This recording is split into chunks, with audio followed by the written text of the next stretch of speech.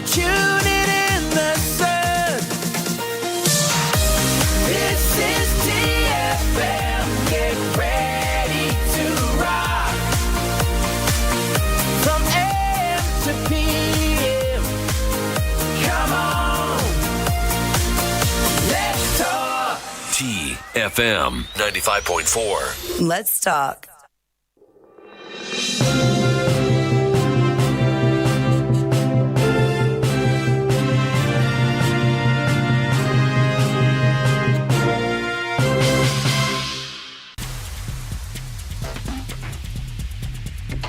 Hello and welcome to Outline.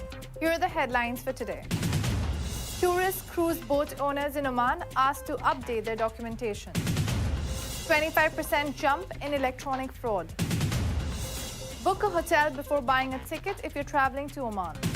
Those are the headlines for today. We also have our special segment on our show today, Fighting COVID. But first, the weather.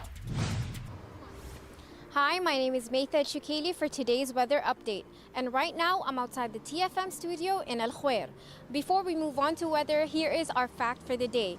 It only takes 8 minutes for the sun's light to reach the surface of the earth. That is our fact for the day. Now let's step inside the studio and talk more about weather. An alert has been issued by Oman Meteorology and Civil Aviation Authorities saying that there will be poor visibility during fog formation, and there will be mainly clear skies over the rest of the Sultanate with chances of late night to early morning low-level clouds over the parts of North Al-Sharqiyya, South Al-Sharqiyya, Al-Buraymi, Dhahira, Al-Wusta and Dhafar. And now let's take a look at how the weather will be like in all the governorates. Muscat will be sunny, temperatures between 27 to 19 degrees Celsius. Musandam will be sunny, temperatures between 25 to 15 degrees Celsius. North Al-Batina will be sunny, temperatures between 27 to 18 degrees Celsius. South Al-Batina will be sunny, temperatures between 28 to 18 degrees Celsius. Al-Buraymi will be sunny, temperatures between 30 to 18 degrees Celsius. Al-Dakhiliya will be sunny, temperatures between 29 to 16 degrees Celsius. Al-Dhahira will be sunny, temperatures between 29 to 17 degrees Celsius. North Al-Sharqiyya will be partly cloudy, temperatures between 29 to 16 degrees Celsius. South Al-Sharqiyya will be partly cloudy, temperatures between 25 to 18 degrees Celsius. Al-Wusta will be partly cloudy, temperatures between 28 to 17 degrees Celsius. And Dhafar will be sunny, temperatures between 29 to 15 degrees Celsius. Welcome back to the Outline. Let's take a look at the local stories for the day. The Ministry of Transport, Communication and Information Technology has urged owners of tourist and cruise boats that currently have temporary registration to visit the ministry's ship registration departments to complete the permanent registration procedures. The MTCIT also said that the necessary legal measures will be taken in the event that the required registration procedures are not completed. There has been a 25% increase in cases of electronic fraud reported by the Royal Oman Police in 2020. A number of these fraudulent cases occur through unsuspecting victims being duped by social media sites or through ads featuring fake companies that promise high financial returns in a short time, said Lieutenant Colonel Jamal Al-Qureshi, Director General of Inquiries and Criminal Investigations. Those under the age of 18 are most vulnerable to financial blackmail, he said. Many have fallen victims to posts or ads promoting fake trading practices because they feature celebrities. To protect them and many others, there must be increased awareness of cybercrime. Cases of fraud and extortion through websites and social media platforms have become amongst the most prominent types of crime in the modern era due to the diversification and development of the internal and social networking sites, explained Al-Qureshi. Although many of these sites have positive effects, they also have a negative impact on society. Many are obsessed with spending time on social media, and this is what blackmailers take advantage of. There are a number of ways in which cybercriminals can gain access to a person's financial records. These include stealing banking information, hacking, extortion, electronic fraud, luring clients with a number of fake incentives, or through threats and coercion. Fraud through cybercrimes have increased by 25% between 2019 and 2020. And we see that a lot of people do not submit reports of being defrauded, particularly when they have been forced to part with their money or sensitive information through extortion, explained the Lieutenant Colonel. The ROP's Economic Crimes Department has dealt with a number of crimes perpetrated through social media platforms, WhatsApp, Instagram, Snapchat, as well as many investment platforms that trade in fake shares, he said. We come across many phantom companies that promise high financial gains in a short period of time. Many hotels in Oman are insisting passengers traveling to their home country to pay the entire amount towards their mandatory 7-day institutional quarantine before booking their flight tickets, so that they follow the preventive measures enacted to stop the spread of COVID-19. Booking payments are taken in advance, said a representative of a hotel in the country. Otherwise, people might show the authorities at the airport their booking confirmation, but go elsewhere and avoid the quarantine regulations. Another hotel operator added, "We have allocated separate floors for passengers under quarantine. We insist that they book their rooms in advance and pay the full amount before boarding their flights. For example, if our room rate is 22 Omani riyals per night, a passenger needs to pay for a 7-day booking. Only once this confirmation has been received, he will be allowed to buy tickets." Starting today, that is Monday, February 15th, passengers will no longer be allowed to buy flight tickets unless their hotel bookings have been first made. The rule was put into effect after the Supreme Committee to deal with COVID-19 issued a decision requiring all passengers entering the country to spend a mandatory 7-day institutional quarantine followed by a PCR test on the 8th day. The committee was compelled to take this action after many people were not adhering to the precautions set up to prevent the spread of COVID-19 in Oman. Passengers who come to Muscat are not just those who live in the country, but also people who travel to other destinations, in this case primarily Saudi Arabia, said Fayaz Khan, the general manager of Travel Point, one of the many travel companies that have organized hotel quarantine packages for incoming passengers. In Oman, arrivals have to quarantine for a week, but it is 2 weeks for those coming to Saudi Arabia, even if they're transiting through Oman. So they first need to quarantine here and then fly onwards, he added. There are close to 1,000 passengers coming to the country every day, but there might not be enough hotels for all of them. So we have recommended they first confirm their hotel reservation and then book tickets. A number of travel agents in Oman have set up quarantine deals, which include transportation to the hotel from the airport, the removal of the tracking ban that needs to be worn by people in quarantine, and a PCR test on the 8th day after their arrival in the country. Those are the local stories. Now let's take a look at the COVID-19 updates. The Ministry of Health has announced the registration of 1 new COVID-19 death, taking the total death toll to 1,543. The ministry has extended its deepest condolences to the families of the deceased. The Ministry of Health has also announced the registration of 286 new COVID-19 cases, taking the total cases in the Sultanate to 137,592. In the past 24 hours, there have been 237 recoveries, and the total number of recoveries now stand at 129,291. The ministry has urged everyone to adhere to social distancing instructions issued by the Supreme Committee and the Ministry of Health. Those are the COVID-19 updates. Now, like I mentioned before, let's go to the other studio where Madiha Asif is going to talk about fighting COVID. Thank you, Antara, for the updates and welcome to Fighting COVID. Last week, we spoke about the new variant and how the Ministry of Health and the Supreme Committee is stressing on to continue to take precautions such as maintaining social distance, hand hygiene, and wearing face masks. In fact, the authorities in the country have taken stricter measures to curb the spread of the virus and potentially the new variant. Last week in Oman, it was announced that the land borders will remain closed until further notice, while providing a 10-day window for the citizens to return home. Beaches and parks across the Sultanate have been closed as well for 2 weeks. The committee decided to downsize the number of visitors to government departments, private establishments, including commercial centers, restaurants, and cafes by 50%. The decision to reduce visitors also include cafes serving shisha and indoor sports halls. It has also been decided to keep all commercial activities in North Ash-Sharqiya Governorate closed from 7 p.m. to 6 a.m.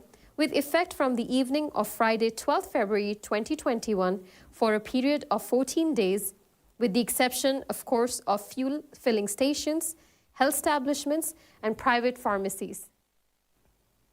Moreover, the Supreme Committee in the Sultanate has also decided to impose compulsory institutional health isolation for all arrivals to the Sultanate through various land, ports, and airports on their own expense, due to the lack of commitment by many to home health isolation and violations of the procedures that have been approved. The Supreme Committee, in fact, has urged all citizens and residents to avoid traveling outside the country unless absolutely necessary. In fact, the Ministry of Health in Oman has begun inoculating people with the second dose of the Pfizer-BioNTech vaccine starting from yesterday. Those targeted are the elderly and those with chronic diseases who have already received the first dose of the vaccine. If you all remember that the second dose of the vaccine arrived into the Sultanate on Saturday, which contains 17,550 doses. It is reported that the total number of those who received the first dose of the Pfizer-BioNTech vaccine was 24,773, with a coverage rate among the target groups of 98%, while the number of those who received the second dose of the same vaccine reached 12,272 people, with a coverage rate of the target groups of 46%. Now let's ponder upon the question that you all might be having at this point of time.